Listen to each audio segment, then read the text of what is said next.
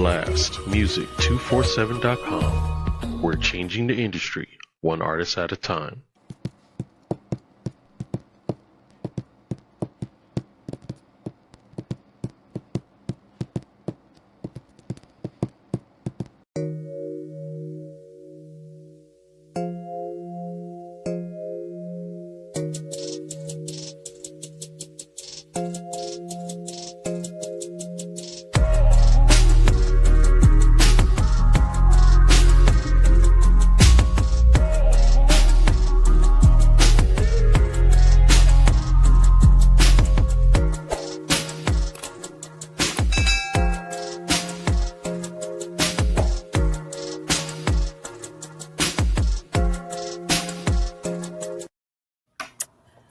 Good evening, everyone. Welcome back to another episode. I think this is episode 16 of the Say Less podcast with Miko. I hope your day is going well.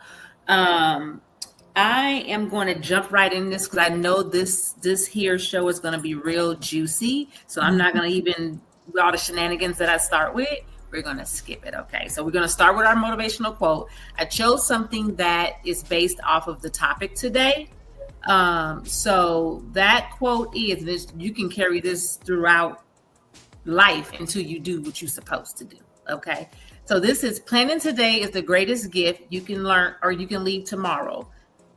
Hold on. I got my glasses on. Still can't see. Hold on. All right. Planning today is the greatest gift you can leave tomorrow. A will or trust isn't just paperwork. It's peace of mind, protection, and a legacy for those that you love. Okay, that is the quote. It should always be the quote until you get it right. Okay, so take that with you. And I'm going to, of course, nothing spectacular today for me. It's hot here in Texas. Okay, it's hotter than hot. It's one of those hots that you just want to be right with the Lord because you don't want to go the other direction because you already know what it's gonna feel like. Okay. It is hot, like to the point you walk out and you just want to just pass out. So it's really not a time for spirits. And even though I had a light day, I'm, of course, starting out with my communion. Glass of communion today. No spirits. Of course, it's my lolly, the brand I'm stuck with now. So that's my beverage of choice. So also, to the shorts from last week's show, Friendships Part 2.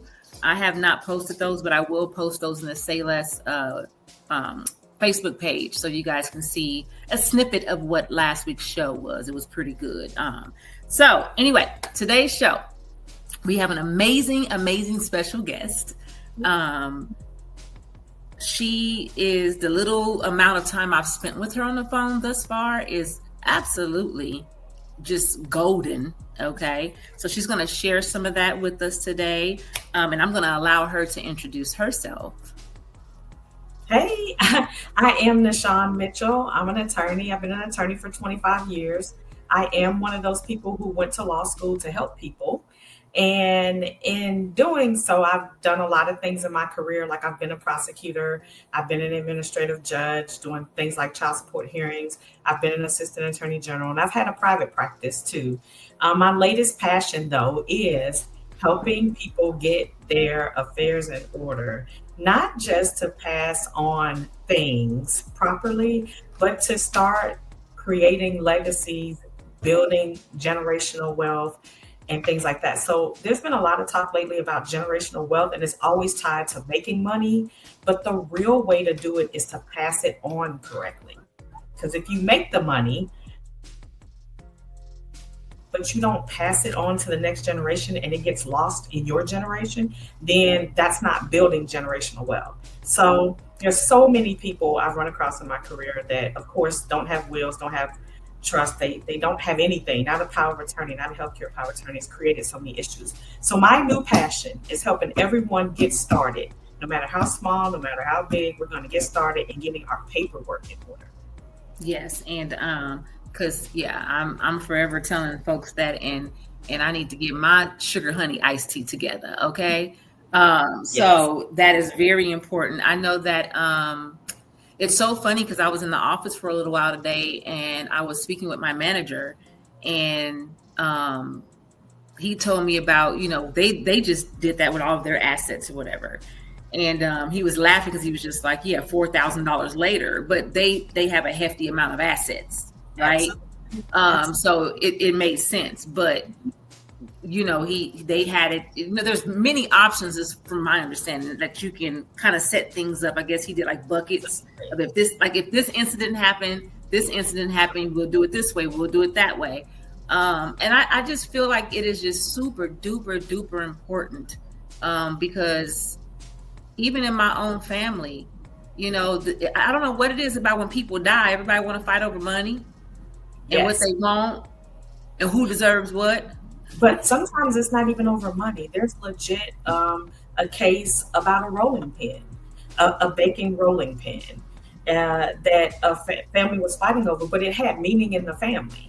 And so sometimes it's the smallest things, but we can prevent all of that by making plans, like your motivational quote said, and getting things done. So I just wanted to talk today, and I love it that you have a casual atmosphere where people don't have to feel like this is formal. Yes, I'm an attorney, but people out there who know me will tell you I'm like, I'm like serious when it comes to the business, but I'm like funny too, So I like it that it's casual. We can all just have a conversation. If I think people are able to send in questions, you guys have questions, I'll take them live as they come in, or however you want to do that. But if you want me to, I can go ahead and get going on some of the most popular questions that people ask. Is that Jerome? Oh, Gerald. Oh, yes. You grew up with him. Okay, yay. Yeah, she's golden. Yeah. Okay, all right, so this is what it is. I'm going to start with two interesting facts, but stay tuned because I'm going to answer the most popular question people ask me, which is, do you have to have a lot of assets or money in order to have a trust? So I'm going to answer that. But so when I said this is my passion, what it is I'm really interested in helping minority and underserved communities to get their paperwork in order. That is the Black community, our brown communities, the LGBTQ communities. That's our immigrant friends. That's who most pressingly needs these documents. So one interesting fact is, since emancipation, the Black community has lost between 11 and 14 million acres of land. That is wealth that is gone that we will not get back. That's wealth that's gone that we could have been building on since emancipation. And imagine where all those families would have been had they been able to hold on to that land. Because after emancipation, thousands, tens of thousands of Black families, they were awarded land and homesteads of up to 160 acres, which we had but lost due to either taxes not being paid. But the more common reason was because we didn't have wills or trust or documents, or even basic things like identification for who we were in order to prove it was our land, and it was taken from the family. So we are continuing to lose land that really should remain in our families. The same thing has happened for all other kind of predatory reasons to all of our minority communities. So the best way to shore that up is to have the documents that you need. When I say documents, let me clarify. You need a healthcare power of attorney. You need a durable power of attorney or a limited power of attorney. You need either a will or a trust. Those are the basic documents we should start with in order to have our affairs in order. The difference between the will and the trust is whether your family will have to probate or not. A will is better than nothing, but a trust is better than all of them. So very quickly, like in California today, I looked the numbers up. There's almost 45,000 pending probate cases in California. California, on average, takes 12 to 18 months to probate, but it could be much longer, like years. I'm going to tell you that story in a minute. In Florida, there's 72,000 cases pending, and it can take about 18 months. But in places like Tennessee, there's only 15,000 cases pending. It can take 4 to 12 months. But you don't want your family to be one of those pending cases. They're already grieving. Your loss will, hit them all in different ways, and you don't want them to have to deal with this court process. So today, this discussion, who needs this discussion today? If you are single and you have no children, you need some documents. Okay. Especially something about, especially if you're single, you have no children, you're an adult, but your parents are divorced. There's going to be a fight over who can make medical decisions for you. There's going to be, that's going to cause a problem. Okay. Yeah. If you're single and you have children, whether or not you think you know who you want the guardian to be, you need some paperwork. Who's going to care for your children if something happens to you? I've already said my immigrant friends, and especially those from immediate immigrant families, like your generation or the generation before you, that's very important. My friends in the LGBTQ community, especially if you're married in a same-sex marriage, we don't know, quite frankly, and we won't steer all the way into politics, but we don't know what this administration is going to do. We don't know what executive order is going to be signed. We don't know if he intends on invalidating those marriages or whatever. So we need protection for that. So, okay, married couples with minor children. There was just a story in Dallas where an entire family died in a car accident when they were hit by a semi. The driver fell asleep. The family of 5? Yes. Now, that daughter happened to be 20 years old or so. The only survivor in the family was a daughter that was 20 years old. So she's not a minor, but she did lose her entire family. And there are stories of entire families dying in an accident, and then an 8-year-old is left. So if you're a married couple and you have minor children, you want some say in who's going to care for your children and what you want done for them as they grow up if you're not around. So I said, who needs this discussion? I just named those groups of people, but really we all need this discussion. Yes, we do. Everyone is going to die. It's hard to think about, and it's not fun to think about, but it's worse thinking about what you leave behind if you don't take care of business. So, prime example, I always like to use myself. That way people know I'm not special. I'm not exempt because I'm an attorney. I'm not living some special life out here. We all got drama. Okay. My dad, Christmas Eve 2022, he passed away. He had gone to a party in Las Vegas with some friends. Someone at the party had pneumonia, was on the back end of having pneumonia. She thought she was better, but she wasn't. He went to that party. 2 people at the party got sick. He was one of them, and he died.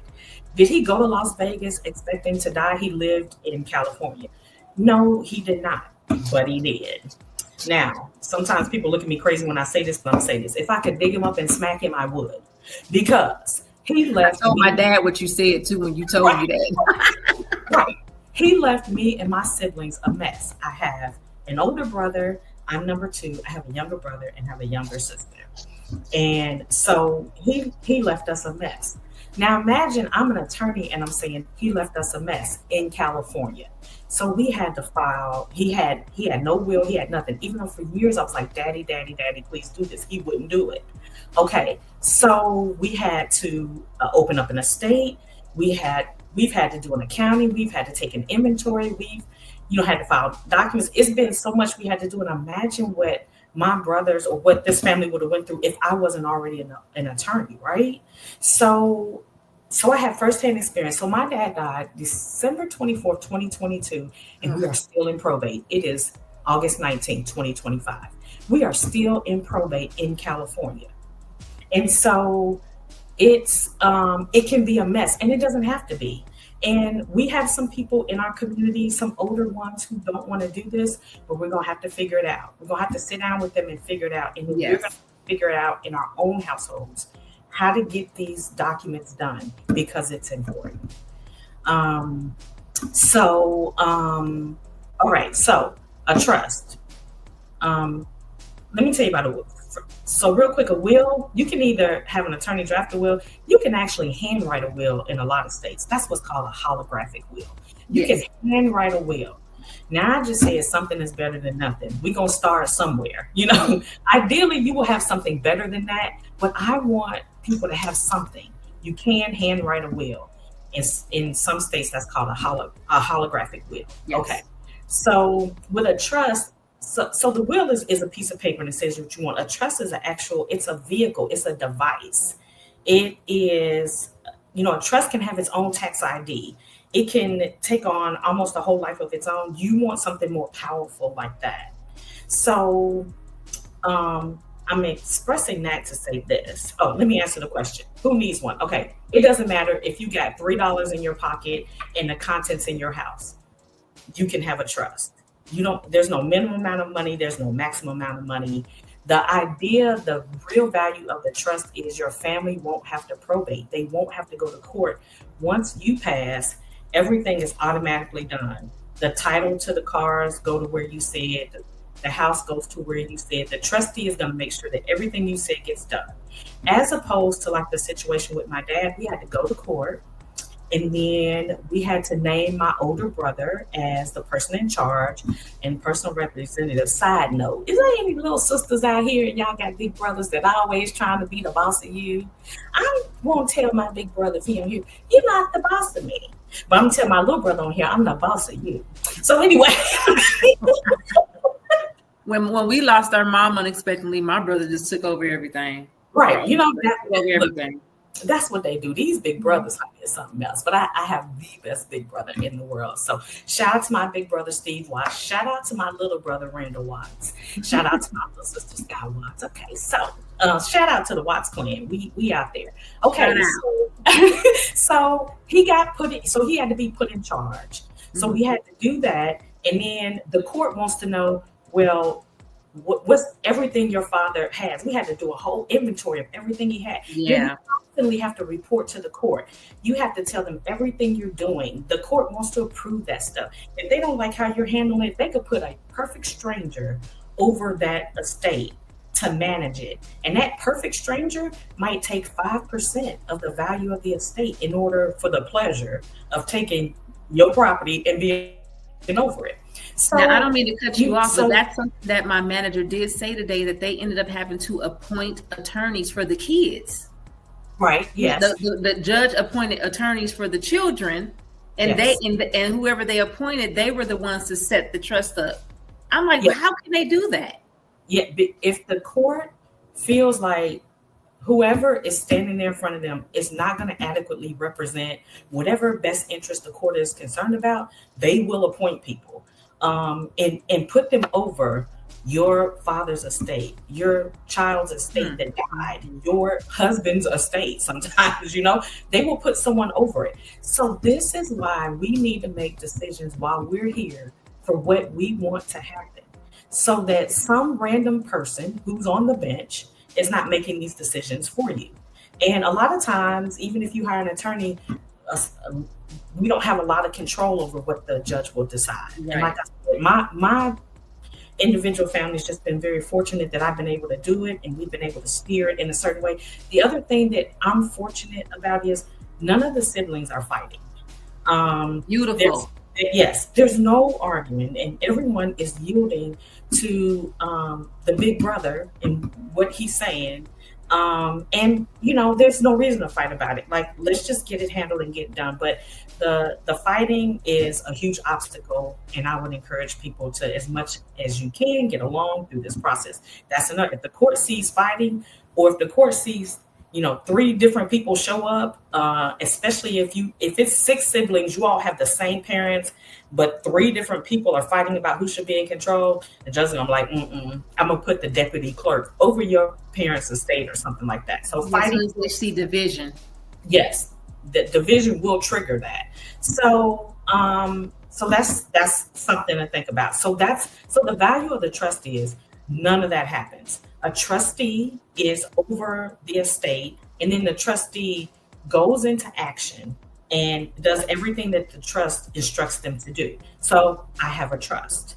And another thing for this fact pattern is we talk, a lot of people know I just got married last year. I was married before. My first marriage was a long-term, it was a 16-year marriage. My husband was married before. He was married for 19 years. So we had long first marriages, and we have children. So when we came together and we talked, it's like, okay, hey, what would you like to leave to your children? This is what I want to leave to my children. What do you want to do with this? What do I want to do? And it all got put together in a document. And then I have a trustee. So if he passes and I'm here, I'm still the trustee. and vice versa. If I pass, he's here, he's still a trustee. But if we pass at the same time, like on one of these wonderful adventures we go on when we go to Mexico or all these places we go to, I have appointed alternate trustees. And I have 2 girlfriends, they both attorneys, and I have them operating in different capacities because I want them to do different things. So I have one who's kind of in control. So look, can you tell? You see this spread? I don't know if y'all saw that, but like, so I'm a member of the best sorority on this side of heaven. That's what that is, Sorority Incorporated. Okay, everybody out there take note. So anyway, I have a really good friend. Wait, I didn't get the opportunity to even touch college being a 16-year-old pregnant girl kicked out of high school. But you guys are red, right? Yes. Okay. Okay. So I have a part of my trust that says, okay, Nicole is a trustee with anything Delta Sigma Theta sorority related, because y'all not getting ready to go to Goodwill and see my Delta Sigma Theta shirts hanging up in the Goodwill. Right. Because my family doesn't know what to do with them. You know, some of these, but these are really important things. We have, rituals and different things that we have that we're charged with. And that stuff is sacred and secret and confidential. And so she's going to come in and take possession of all that and make sure it makes it to the national president. To the local chapter president. So she'll come and she'll keep what she wants. I know Nicole Smith. Won't keep what you want, but she's gonna make sure that stuff is protected and it goes to the chapter president of a local Dallas chapter, or dispose of it in a way that's proper so that it doesn't get out there. But I have another trustee. Now she's over the most of the entirety of the trust because she don't play. So I picked somebody who I know don't play, because she's going to follow it to the letter. She's going to distribute it the way it says it should be distributed. And if anything goes on outside that, if anybody acting up, she's going to give them that eye she got. Yeah, Martina Smith got an eye she'll give you. And she'll look at you and you're going to go sit down somewhere. So we want to put somebody in charge who we know will carry it out. But once again, you can have a few little things. You can have a lot of things. There's no minimum, there's no maximum. The point is, whatever you do have, especially if you have items that are of sentimental value to people, you would be surprised of what's of sentimental value to people. You may want to engage people in discussions and say, what is it that I have that you would like? So you would know, and you can make those kind of provisions. Yes. So yes. And then one quick thing I'm going to touch on, and then you can see if you have questions coming through on the thing is, there are online drafting services. You can get on these online platforms and you can get a will for $199 or something like that, right? Or POA, because the funny thing is, I actually just drafted up a medical POA for me and my husband on some site. I mean, it's drafted, but I didn't pay for it, but I just did that. So those have a purpose, and the POA is like a little bit better to use those sites for. When you talk about especially a trust, yes. Because like you said in the beginning, they can be very specific and directed to your situation. When you use those sites, they don't really tailor things to your specific situation. You can't, I don't want to say you can't call and talk to them. You can, but there's going to be an extra fee. There's going to be an extra cost. But when you have an attorney that will draft it for you, like when I do it for my clients, I'm your personal family attorney for as long as you want me to be your attorney. So every 3 years, we'll have a meeting and make sure your document is still updated. But in the first year, if you need updates, I do those for free. That's part of the initial cost. And sometimes in the first year, people forget or they acquire new things and they need to add it to the trust. We need to update the trust. Okay. But these sites are not notifying you if the law changes. They're not keeping up with your family situation to know that, hey, you told me your daughter had a baby, but your trust didn't, it excluded grandchildren, or if something like that, like, hey, we need to update it. So no one is looking out for any updates that's necessary. No one is updating you on whether, the law is changed. And you have an increased risk of errors and omissions in those documents because they're not tailoring it to you. Yeah. So I would just say it is, especially when it comes to a trust, a lot of you get what you pay for because you're not getting that specialized service. So That's why I didn't press go. I didn't go to go. I just wanted to address that really quickly. Yeah. And yes, I'm sorry about my lighting, y'all. The sun sets in the front of my house in the evening, so the sun is coming through my window. It's just a ray of sunshine. It's a ray of sunshine. And I, as I typically do for my people that watch me and follow me, if you hear tap dancing, that's my grand dog. Okay. Claxton Taylor. That's tap dancing all around here underneath my feet because she's loud. So, okay. So I did have a few questions that came in, but you've already answered them. Oh. Then I, of course, you know me, I'm just like that research. Mm-hmm. I told you I want to be an underwriter. I like to dig. So let's see. I know in 5 minutes we're going to break and have VP introduce the artist. Okay. But I think we can knock this out before then. Mm-hmm. So what are the most common mistakes people make when writing a will? I think they underestimate the things that they have that are maybe sentimental to someone else, but to them kind of has no meaning. They underestimate. They don't think to plan for things that could happen in the future. They don't look far enough ahead, in which a lot of times attorneys will, because even if it's not just estate planning, but we've just seen so much, you know, like divorces and personal injury case, wrongful death cases. Just like you see a lot of experiences like, look, at this point, I know anything can happen. Did you think about this? Did you think about this? If you're sitting, because I said earlier, you could do a holographic will and write it out yourself. You can, but if you're sitting by yourself, all you have as counsel is yourself. You're not talking it out with anybody or asking. And then so, you know, an attorney, or even if you bounce it off a friend or something and say, well, girl, did you think about this? Did you think about that? And they're not, people think, oh, that'll never happen, or this will never happen. And anyone who knows attorneys know we plan for anything that could possibly happen. That's why the document is so long. On average, the trusts that I draft are about 54 to 60 pages long. They're going to cover almost just about anything that can happen. So I think those are some of the bigger mistakes that people make. Yeah. And you know, it sometimes you just, well, I know for me, I'm a realist, especially after losing my mom. You know, I lost her to the hands of a man, and you know, that was just not what we were thinking, you know. Right. But you know, so I'm a realist when it comes to death. But sometimes you just got to sit down and be real and thoroughly think about the things that you do have. Because sometimes I'll say, we have our house, you know, car, whatever. I've been out the corporate world for 3 years now. So as far as like, you know, 401k and pension and all that, I'm an entrepreneur Black lady now. Yeah. But it's the little things, like you say, it's the little things. Like you think about something that your sister or brother might want, you know, or I mean, like I'm a sneakerhead. You're a realtor in sneakers. Yeah.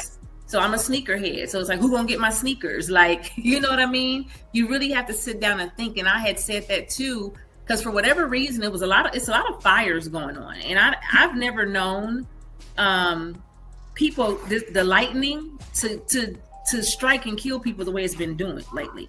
Oh. Like it was a house in Plano that got struck by lightning. It was like 2 houses got struck by lightning.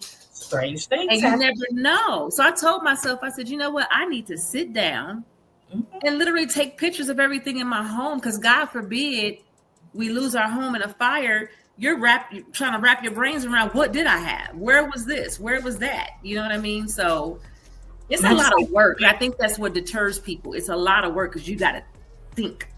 But that's what you have the attorney for, to help you with that lot of work and simplify it, to, you know, kind of say, it's okay. That's what I'm here for. I'm going to help you through it.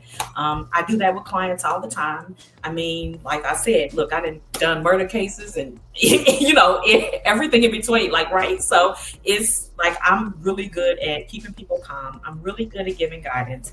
I'm really good at explaining things to people. And a lot of times it seems like a lot, but if we just break it down and we just get it done, and then you're going to look up and you're like, wow, I got a healthcare power of attorney. I got a durable power of attorney. I got a trust. I have everything I need. And I got somebody who will update it, walk me through it. I can ask my questions to, you know, just in case. So, yeah. Oh, can you put them in the, sorry, y'all.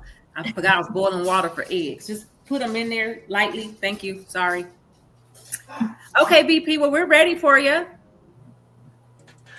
All righty, all right. Awesome show. I'm loving it so much. Welcome, everybody. For those who don't know, Blast Music 247 is a part of this podcast tonight. And what we do is we help independent artists gain exposure. So what we do on every single show, every podcast here, we like to highlight a special artist. So tonight, this is an amazing young lady. Her name is Tanika Share. And the name of this song is called Make Room. Let's check it out.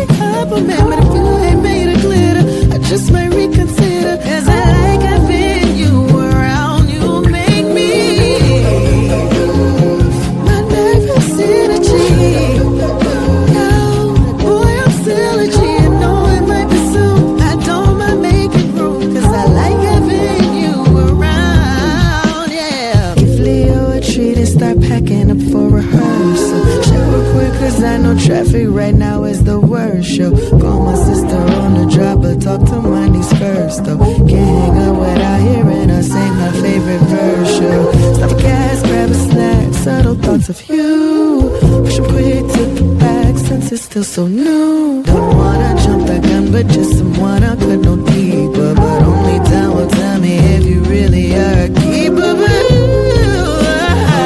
saw me dead in my trap. Tell me how you would've did that. Now you got me acting brand new. Got me all in my bed, working ain't got nothing on that. But it's the same thing in my heart, yo. Can't wait to see you again. But if you ain't made of glitter, I just might reconsider. Cause I like having you around. You make me lose my nervous energy, baby. And yes, I'm still a G. I know it might be soon, but I don't mind making room. Cause I like having you around. Yeah. I'm at the age right now where I'm pursuing peace. We living in and out. I got that cycle on rinse and repeat. Too many times to try to take me out, but I still gain defeat. Shutting them all down by force like control or delete. I know you see the point that's key. It's me having the option. Letting you in my bubble only means that I've been watching. I take my space as serious. NASA takes its satellites. I'm out this world, not all shit access me because I'm kryptonite to every Superman wanna be. Frontin' in front of me, pretending like they man enough, but got feminine tendencies. I'd rather be home by myself, protecting my energy, waiting for the most high to finally start aligning me with. I don't know, maybe, I mean, you do got a warm, familiar feeling, and a dope kindredness too. And if I'm telling the truth, pom-poms, I'm rooting for you. If it's true with other panic, I'm willing to make the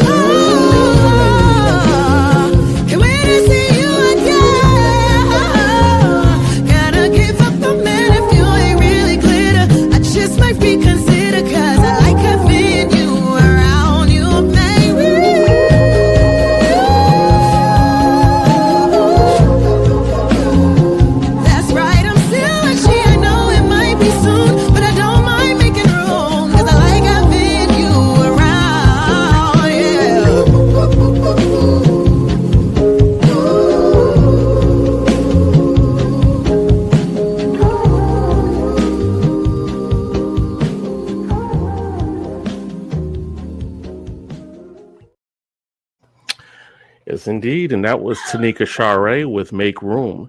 And if you are an independent artist or a spoken word poet or up and coming comedian that needs some exposure, you can go to blastmusic247.com and register for free. But Blast is also looking for the fans. So if you're a fan of great music, you too can also go to blastmusic247.com, register as an unlimited fan, and get access to hundreds of independent music. Blast, we're constantly changing the industry, one artist at a time. All right, ladies, back to you. Thanks. I love that artist. She is amazing. Sounded good. Yeah. So, okay. So we actually got through that question really quick before the artist was. Yes. I guess we probably can say before I move on with a few other things that I had on here, if anybody had any live questions. Oh, there you go. Yes. Can banking accounts and brokerage accounts be added to a trust? Yes. And I'm glad for that question because I did, and I'll work this into the answers, want to talk about all the different things you can do with a trust. But yes, but I will give everyone this tip. One thing that you can do to help this process is if you have banking accounts, brokerage accounts, life insurance, a 401k, different things like that, add a beneficiary to the account. Because if you do that, it's already automatically going to go directly to them. I had a lady call me and she wanted a trust. And I talked to her about everything she owned, but she was on top of it. She already had titled her car in the kids' names. She had deeded the house to the kids. She had everybody's name on bank accounts. She had taken care of it. I was like, you're great. Really, there's nothing for me to do. I mean, we could get what's called, I could have given her a will for the residual, anything that may have been left over. Say she wins the lottery at the last minute or she gets some last minute property. But if you can put as much stuff as you can already put people's names on, then that item is going to directly go to that person and that takes care of it. So another thing to know is life insurance money that you get and when someone passes, that's free from income taxes. So having adequate life insurance is another way to build wealth and pass it on. So a lot of communities, not mainly the ones I mentioned when we started this podcast, right, actually use life insurance as a way to pass wealth on to successive generations. A whole generation will insure themselves and make the generation under them the beneficiaries. And so that life insurance money passes down. They're insured themselves for $500,000 or $1 million, and that passes down. Now, in some communities, you can't get the generation above you to get life insurance. You got to have a fish fry to bury, Auntie Pookie. You got to have a fish fry going because involve your social media nephews and uncles and aunties and cousins for the GoFundMe. Right, we're on the GoFundMe. And so that's another way where we're losing out on passing generational wealth. We're missing a whole wonderful vehicle. Side note, people who know me out here will laugh, but I'm going to tell y'all. So I am an attorney, but I'm also a licensed insurance agent. I've been a licensed real estate broker. I have a lot of certifications, and I'm just telling y'all, having a life insurance policy, that is substantial. You can take that life insurance policy actually and make the trust the beneficiary. If you don't trust people to give it directly to them, your children, your grandchildren, whoever, if you don't want to directly give people money, you can fund the trust with the life insurance money and then tell the trust to say, hey, only give this money to children who are direct descendants from me who have finished college. Give them $30,000 on the day they graduate or something like that. What a blessing, right? Right. Or only give this money to or you can make a stipulation. You can get money if you graduate from college, if you're buying your first house, when you have your first child, something like that, right? Yeah, stipulations.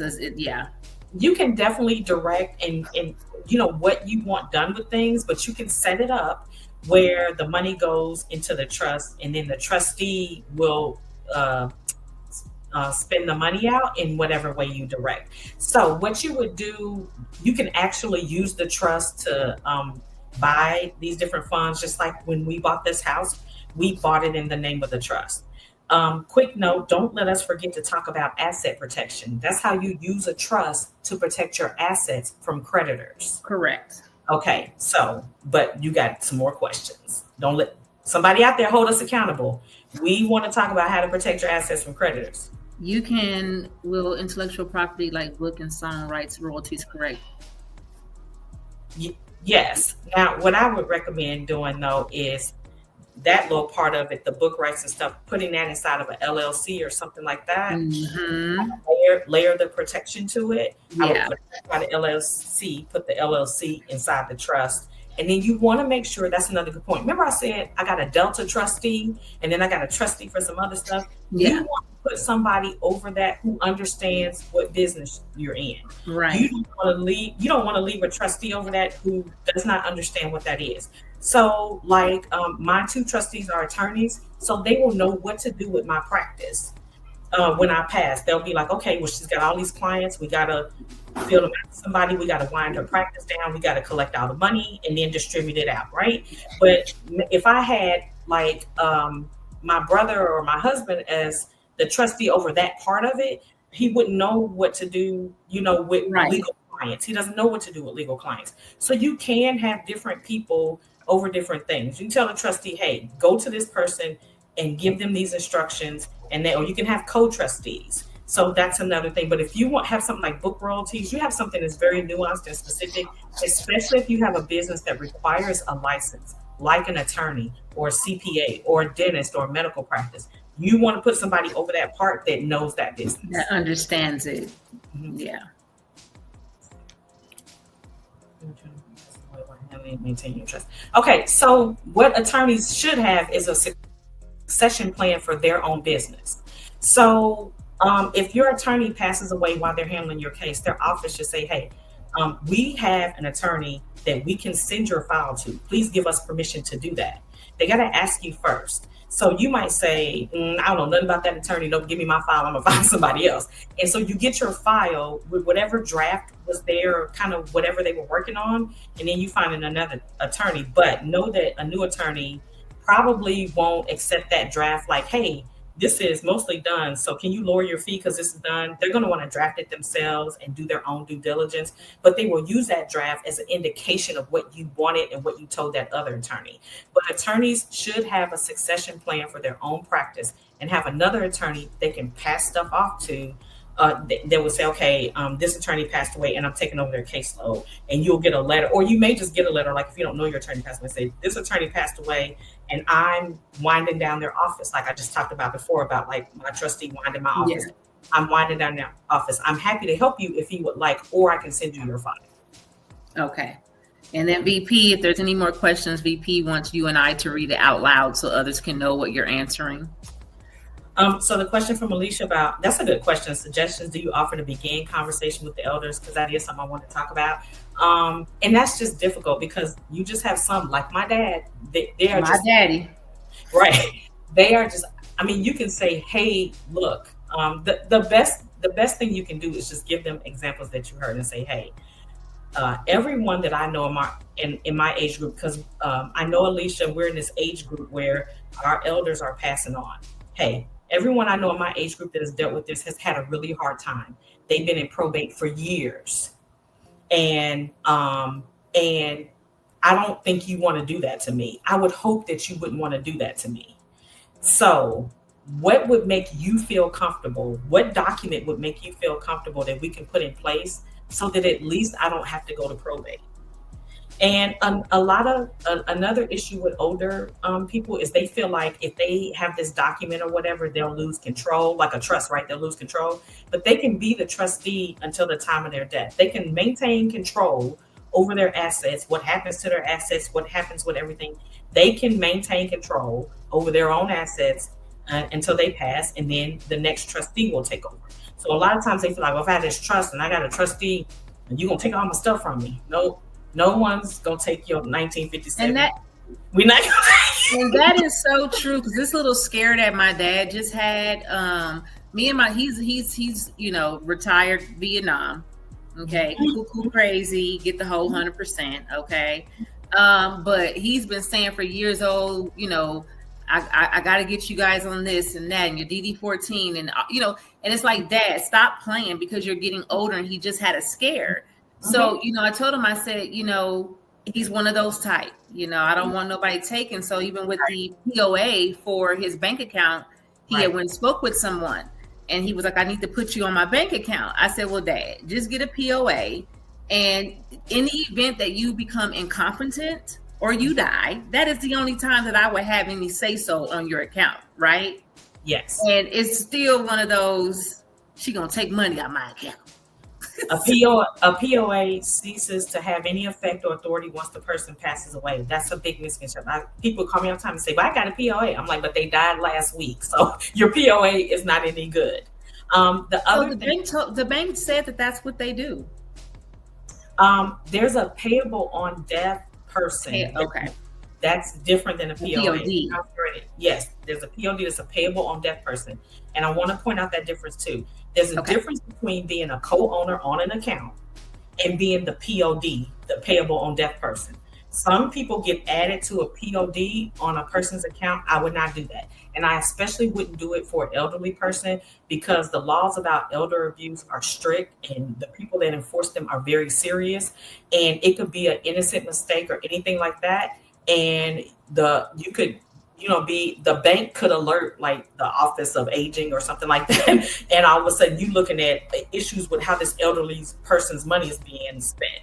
And so I would not be a co-owner. The other reason to not be a co-owner is if that person has a debt or something like that, and you're the main person putting money in there, then your money is gonna go for their debt. So you can be the payable on death person or beneficiary. Different banks kind of have little wording for it. Some banks will let you can add that on the app, and some banks make you come in. So you just have to check with your bank. But that's two different things. And before I got to be a co-owner on anybody's account, I would think about it very carefully. Okay. Mm-hmm. Okay. That's good. Let's see if there's anything else. I had something on mine. And I saw Destiny saying, "Hi, that's not real." So, hey, Destiny. Okay, so let's see. You already spoke on the plan to protect the children and the minors. You already spoke on that. You already spoke on the life insurance. The credit protection from creditors. Okay. See, y'all, this is real life me remembering stuff. Now, that's the one right there. Yes. Okay. So this is what it is. When you have a trust, generally for asset protection, okay, there's two different kind of trusts. There's a revocable and an irrevocable. When you have a revocable trust, you can revoke it at any time. You can say, you know what? I don't want to do this anymore. This trust is no good. It's no longer of any effect. If you have an irrevocable trust, you can't just end it like that. It's there and it exists. So when you have an irrevocable trust and you have a trustee who is not yourself or a down the line beneficiary as the trustee, that's one way to protect your assets from creditors.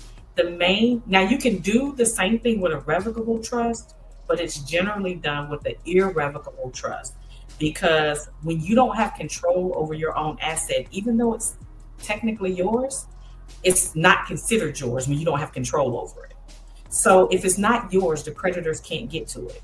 So this is why you'll see, and the stars do it all the time, you'll see, rich people, famous people with a lot of wealth, it'll be a trust set up and they don't necessarily own it. They'll say they don't own it. It's theirs. They live in the house, they drive the car, they do all that kind of stuff. But the trustee pays that bill, or the trustee owns the house for their benefit. But the person can't say, sell this house, I need some money. Or I don't want this car anymore, go sell it. The trustee has sole discretion over what happens with the assets. But because you technically don't own anything based on that trust, you don't have control over anything, the creditors can't get to it. Okay. So if you appoint a trustee like that, that is definitely got to be somebody you trust. Because once you do that, you don't have control over your asset anymore. That trustee does. Yeah. So it definitely needs to be someone that you trust. Super duper duper trust. Yes. Now that's deep right there. The main way to protect the asset from a creditor is that you don't have control over it. Not that you don't own it, you don't have control over it. Okay, go ahead. So in the legal practice in detail, do state laws differ significantly when it comes to estate planning, or are they kind of all in the same arena? I would say when you, this being a lawyer nitpicking a question, when you say differ significantly, I would say Florida and California. I would say, significantly. They're kind of always on the fringe because of the populations they have. And you can imagine Florida, because their population of old people to young people is probably, the ratio is probably through the roof, right? Yes. The whole thing is old. So they gotta, their laws have to, address that. And that's, okay. And this is one reason, side note, why OJ was in Florida, because in Florida, you can't take someone's house in Florida. So OJ Simpson, all right, everybody gonna differ as to whether or not he killed his wife, but let's just say, okay, we got to say he didn't because he was acquitted. Okay, but he got this big civil judgment against him, right? Yeah. And so, but in Florida, you can't take someone's house. In Florida, creditors can't take their house, and then the trust laws are just very open. They're really beneficial, and so that is significantly different. A lot of the other states, the concepts are going to be the same, because in this country, in every state except Louisiana, it goes by common law, and the foundation of what the laws are made off of are very similar. And then just on the fringes, there's going to be a few differences. So there are differences. There are differences that are worth noting and knowing. The attorney that prepares your document in your state will know that. But and so, yes, there are differences, but when you talk about significant differences, that's your whole California and Florida. Okay, so like with Florida, and I'm sure VP is probably going to have some questions because he lives in Florida and he has property. But so basically, even if someone were to place a mechanical lien or something like that on your house, they couldn't do that in Florida. They can still place a lien. They have to do it correctly. That's the thing you want to be careful about. It does make it harder to get at the house, because you have to place the lien and the house is inside the trust. But valid liens will still have an impact on the house. It just may make it a little harder to get at them. Okay. But also, too, the trustee can have more of an opportunity to resolve those things. So, yes, you always want to be careful of a lien on property. Okay. And you can still put your house, like here in Texas, we put our house inside the trust, and you can still get a homestead exemption. You just have to word the trust correctly to get the homestead exemption. Okay. So you can still get that if someone was worried about that. Yes. Okay. So I'm taking this off of the will side, because Okay. all of my little questions that I had, honey, you have covered them. Okay. But on the will side, can a will be contested, and if so, under what circumstances? Oh God, yes, a will can be contested in almost under any circumstance. They could say the person who drafted almost any circumstance. The person who drafted it was incompetent. They were under undue influence. The person who gave away the property didn't have the authority to give it away. And sometimes when they contest that will and they go to court, the whole thing could end up being reformed based on testimony and all this other kind of stuff. So the other thing, real quick to point out, if you don't have a will or a trust and say, this is who I want my stuff to go to, the law is going to determine who your heirs are. So what happens is, if you pass without a will, there's going to be a petition for probate is going to be filed. Then you have to file notice in the paper for 3 consecutive weeks. Hey, this person has died. If you have an interest, come forward. If you have an interest, come forward. If you have an interest, come forward on this particular day. And then at that day, people are going to come forward and they're going to say, I'm the daughter, I'm a son, I'm this, that, or the other. Now, this is not so much a problem for women as it is for men, because I have seen babies show up and people show up. And we've had to do DNA tests, like when I've done wrongful death cases in the past, and we get money for the person who died. That's, everybody know that's when people come out the woodwork, when it's money, to be here. And so the secret babies come out and all that kind of stuff. Oh, yeah. But so what happens is all these people come forward, they tell the court what their interest is in the estate, and then the court will write an order called an heirship determination. They'll say, order a determination of heirship. They're going to say, okay, this person is the heir, this person is a daughter, this person is a son, this person's a niece and nephew. They're going to list everybody that the court determines is an heir, and then the division of property will go from there. So if you don't do it, the law's going to do it for you. So that and I apologize for that. My husband and his friend was in the kitchen talking loud, so I had to find something to throw back there. That part. I was like, "Are you serious?" Right? I mean, I'm looking at you. Said, "Are you serious behind me right now?" So that means that I don't know if you watch All the Queen's Men, but the sister is contesting that wheel with the other sister that then came in to take everything, so she can contest that wheel. So absolutely, 2 or 3 or more people can come forward and say, I want to be the person over the estate. Appoint me as the personal representative or the administrator. If you don't have a will, it's an administrator if it's a man, it's administratrix if it's a woman. If you have a will, it's an executor if you're a man, executrix if you're a woman. So 2 different people can come in and file to be the personal representative. And then the court would just weigh that and say, okay, it's you or it's you, so there can be a whole battle. And that's what I'm saying, that's early on. So you file a petition for probate and you already got people fighting over who is going to be in control. Before the person's even in the ground. Right. And I want to throw this in real quick of what it costs to probate, because we talked about it. Look, hourly, it could be $200 to $500 an hour. 40 hours at $300 an hour is $12,000. I mean, like 40 hours. Imagine your 1 work week at $300 an hour, which is kind of the low end, is $12,000. So not many people can afford the probate process. That's why you do a trust. Nothing goes probate. If you have a will, it has to be probated. You got to file the petition. You got to show up to court and say, Your Honor, look, there's this will. And then everybody gets to look at it and say, that ain't the will. Y'all remember Aretha Franklin? She had the will in the couch. And they pulled it out, and then the other family was like, no, there was one in the safe, and then the other, so you can create that kind of problem. But it's anywhere from $200 to $500 an hour. Some attorneys will charge a flat fee, but some attorneys, especially in California and Florida, because the states are so big, they charge a percentage of the estate is what they charge. They're gonna take a percent of the estate as the fee in order to handle it. You can get around all of that by having a trust. You can the will for almost any reason. You could say the person wasn't competent when they did it. You could say the signatures are bad.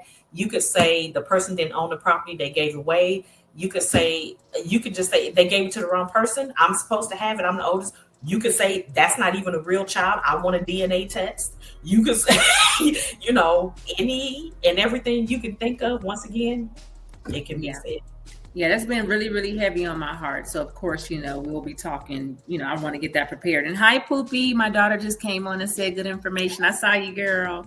But it's so important. And like I say, when I initially talked to you, I said, I don't really have much, and you clarified that and said, it doesn't matter what you have. It's just a matter of avoiding the complications, when it comes to the loved ones that you leave behind, when it comes to your affairs. So then I guess we can say, typically, what are the costs involved in setting up and maintaining a trust? The cost can vary depending on how complex it is and kind of, how many beneficiaries involved and stuff like that. But basically, the range could be $2,500 to $6,000. And for me, like I said, I build into my price the first 3 years of changes, of phone calls, of taking questions. I just build in like a little price to get you to the part where we say, okay, it's been 3 years. And that may be a 30-minute conversation. It may be an hour long. We may have to meet all the way again and say, hey, look, has anything changed in your life? Mm-hmm. Like for me, I got married last year. So that would be a change, a huge change that, my attorney will want to know about, right? Has someone died that you provided for in your trust? Or has someone been born? Different things like that. We cover that every 3 years. So, but some attorneys they have their fee, and then when you need updates, like if you call and you need an amendment, you need an update, you need something, there's like a per price for each one of those things. I don't like nickel and diamond people. One, because people don't want to be nickel and dime, but the other because I don't want to do a bunch of billing. For me, I know when I do business, I like just give me a price, like package me some services and give me a price. Yeah. And it doesn't have to be. It is a valuable service. It does take a lot to do it, but I'm not trying to break anybody's back. I'm trying to balance the fact that I want people to have these documents with the expertise and time it takes to do it. Yeah, and that it be, and also too because you just care, especially about the entity that you mentioned in the beginning of the podcast. We really care about. Yes, you know what I mean, because a lot of people are speaking generational wealth, and you're right. I don't think that they know what it really entails. Yes. So that's very important. So yeah, we've done good at the money, but we've done good at getting the money, but now we got to pass it on. Okay. Absolutely. Because I want to build a compound, honey. I'm trying to get some family members that I know that's responsible, so we can just build a whole big old land and I'll live on it and drive on golf courses to everybody's house. That's what I would love to do. So let the people know where they can find you. Oh, okay, wonderful. So I have a website that's mylegaletc.com. You go there. You can, if you guys want to schedule something with me based on this show, if you go to like schedule an appointment, the third one down says complimentary 30 minutes. Just go ahead and click on that one, because the other estate planning ones, they have a cost to them. But you guys can click on the complimentary one and it'll set a time where you can, like, we can get on the phone and I can see what you need. So that's mylegaletc.com. And then I have a toll-free number, 844-415-3416. You call that number. You can I'll either answer. Well, someone else will answer, but they'll patch you through to me. And if I'm available, I will answer, and then we can talk, or just leave me a message and I'll get back to you. All right. So there you have it, guys. This was so amazing. I know it was amazing for y'all. It was definitely amazing for me. Clarified a lot of stuff because, again, like I said before, I'm a research queen. I got in trouble today from my RSM because it was something about probate over this weekend, and my husband had sent me a text message about one of the people that live by the property in Waco, and had a question because the house, they're in probate and the house is getting ready to be taken by the bank. And so I told my RSM, I said, I had some questions about it. I said, but it was the weekend. I didn't want to bother you, so I Googled it. He they had thrown everything in the room at me. Like, don't you ever do that. But I'm just, that's just me. I Google everything and I go through different resources just to see if it matches and all this and that. But this was perfect for me because, again, and I just turned 50. So I get nervous. You know what I mean? So, hey. It's like, that it's like, we don't know the day or the hour, but we know we closer to the grave than further from it. Oh, Lord. Well, Jesus. So at least I'm claiming it. I'm let go for it. And the creek don't rise. Yeah, I'm claiming it. I want to be 100. Just don't let me drive. Just don't let me drive. Yeah. And we'll be good. More, so you got to make. I really appreciate your time. Responsible grown-ups. We got to be responsible adults and make these decisions and take care. I know it's hard for a lot of people, but when you think about either if you've been through it and you've experienced it, or you think about, just pretend yourself to be gone. What is my family going through? What did I leave them with? You know what I mean? Like I know a lot of people that are hoarders. Like, I love my daddy, but he won. Don't you leave all that to me to do. Burn. If they a hoarder, burn it down. Burn the whole house down. Just throw the whole house away. Because I'm telling you, I told my sister, I'm not doing it. God forbid something happened to daddy. Say, I don't care if it's gold bricks in there. You can have them. Yes. I ain't doing it. Yeah, but you have to think about those things, because you will leave one day and leave people behind, and you leave them to your mess. You know what I mean? Especially if it's children, because they have no say almost. And so leave a plan for your children. At least that, Yeah. Okay, real quick. If you don't know where to start, get a healthcare power of attorney first. then get a durable power of attorney, and then, work on the trust. Now try to do that stuff close together. Try to hurry and get you a document that's like a trust or something. But that's kind of the order, because a lot of times people get sick. So, get the healthcare power, get the durable one, and then get a trust or a will, whichever one you can do. You might have to get a will first because it's cheaper, and then build to a trust. But make a trust your ultimate plan so your family don't have to probate. Correct. Yeah, and like I said, the POAs and all of that, the medical and all of that, I had it drafted for me and my husband, but it's still sitting there because it was like $99 a page or something like that. Jesus. It's still sitting there because I can't read it. You understand? I can't. It's like they're drafting it, and I got to pay the $99, but I can't read it to see what it entails. Yes. Normally, my I feel like I draft it personalized to me. Yeah, I draft it. We make sure it's right, and then I finalize it for you. Correct. And so I don't really like that. You know what I mean? Because I don't feel like I'm hands-on with something that, we may need to use one day in the event that something happens to either of us. Absolutely. Yeah. So, but yes, I appreciate you. I appreciate your time. And for those that this show is on my YouTube page, which is the Say Less Podcast with Miko on YouTube.